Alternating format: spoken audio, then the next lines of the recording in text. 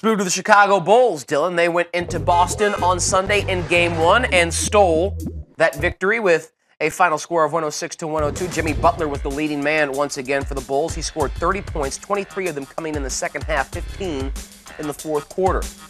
There are some all-star players on both teams in this series. IT, Al Horford on the Celtics, Jimmy Butler on the Bulls, former past perennial all-stars like Dwayne Wade. Should we pump the brakes on this or not? Jimmy Butler is the best player on the floor in this series. No, I don't think you got to pump the brakes. I agree.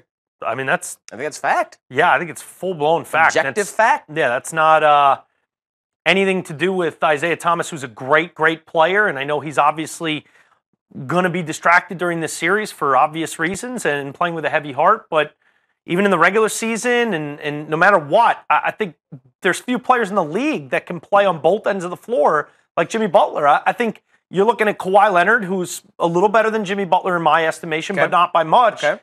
But what this guy's been able to do, realizing his game offensively and the confidence that comes with it over the last couple years, and his tremendous defensive abilities, I think he's the best player on the floor. He can go for 40 at any time. He could shut down the opponent's best player.